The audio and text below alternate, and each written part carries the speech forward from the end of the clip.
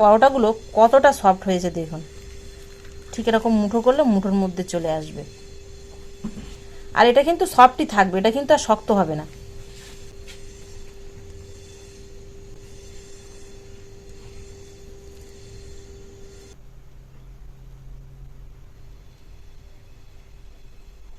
নমস্কার বন্ধুরা, সুপ্রিয়া কিচেনে আবার আপনাদের সবাইকে স্বাগত জানাই আরো একটা রেসিপিতে। সামান্য কিছু উপকরণ দিয়ে আর খুব কম সময়ের মধ্যে স্বাস্থ্যকর টিফিন আজকে একটা বানাবো। বাচ্চা থেকে বড় সকলেই কিন্তু খেতে পারবে। আশা করছি আপনাদের ভীষণ ভালো লাগবে। আপনারা পুরো ভিডিওটা প্রথমের থেকে শেষ পর্যন্ত দেখবেন আমার পাশে থেকে।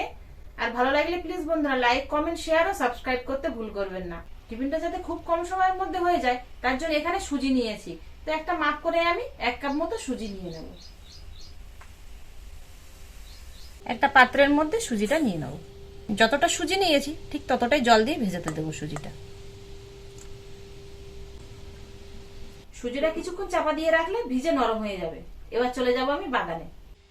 বাগানে ভুট্টা ছিল অনেকগুলো, আর পরেও কিন্তু হচ্ছিল। তো প্রথম দিকে যে ভুট্টাগুলো হয়েছিল তার থেকে একটা তুলে নেব। কারেন্ট চলে গেল সেই জন্য অন্ধকার। এবার ভুট্টার থেকে খোলাটা ছাড়িয়ে নেব। সুজিটা ভিজে গিয়ে আগের থেকে ডবল হয়ে গেছে, আর দেখুন বেশ এরকম নরম হয়ে গেছে। এবার ভুট্টার খোসাটা ছাড়িয়ে নিয়ে ভুট্টার ভিতরের অংশটা গ্রেটারের সাহায্যে গ্রেট করে সুজির মধ্যে দিয়ে দেব। এটা গ্রেট করে দেবেন, তাহলে খুব ভালোভাবে মিশে যাবে এর সাথে। আর যদি কুচি করে দিতে চান তাহলে কুচি করে দিতে পারেন, তবে গ্রেট করলে ভালো হবে। সুজির সাথে একদম মিশে যাবে, তো বোঝাই যাবে না। ভুট্টাটা গ্রেট করে নিয়েছি।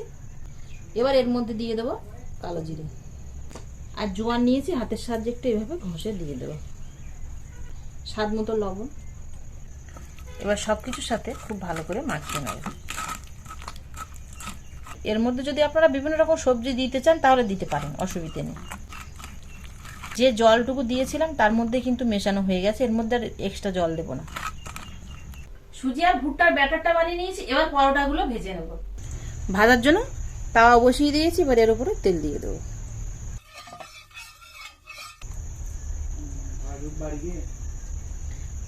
হাতের সাহায্যে তুলে নিয়ে মাঝখানে দিয়ে দেবো।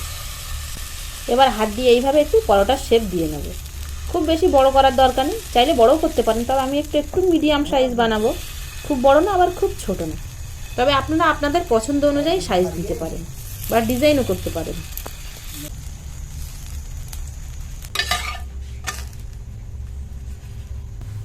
একটা পরোটা ভেজে নিয়েছি, তুলে নেব। বাকিগুলো দিয়ে একইভাবে ভেজে নেব।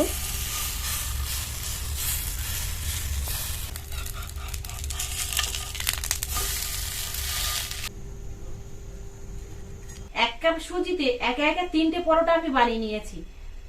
এবার পরোটা খাওয়ার জন্য একটা ঝাল চাটনি বানিয়ে নেব, তবে আপনারা চাইলে মিষ্টি চাটনি দিয়েও কিন্তু এটা খেতে পারেন। ওই চাটুর মধ্যে নিয়ে নেব 5টা কাঁচা লঙ্কা, 7-8 কোয়া রসুন আর চীনা বাদাম, আর নিয়ে নেবো গোটা জিরে 1/2 চামচ, আর দিয়ে দেবো অল্প পরিমাণে সাদা তেল। এবার সব কিছু দিয়ে খুব ভালো করে ভেজে নেবো। ভাজতে ভাজতে জিরে, কাঁচা লঙ্কা, রসুন এগুলো ভাজা ভাজা হয়ে যাবে, চীনা বাদামটাও ভাজা ভাজা হয়ে যাবে। ভাজতে ভাজতে সব কিছু সেদ্ধও কিন্তু হয়ে যাবে। সব কিছু মশলা ভাজা ভাজা হয়ে গেলে এবার তুলে নেব আলাদা পাত্রে। এর মধ্যে দিয়ে দেবো একটু ধনেপাতা আর দিয়ে দেবো লবণ। এবার এগুলোকে থেঁতো করে নেবো। থেঁতো করে নিলে এর ফ্লেভারটা ভালো ছাড়ে।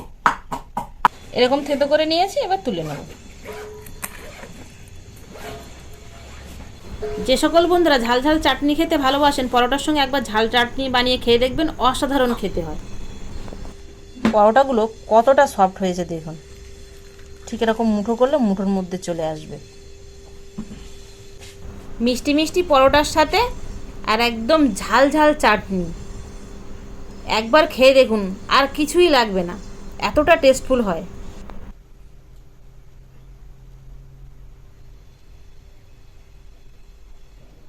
বাচ্চা থেকে বড় সকলেই খেতে পারবে, এতটা টেস্ট হয়েছে।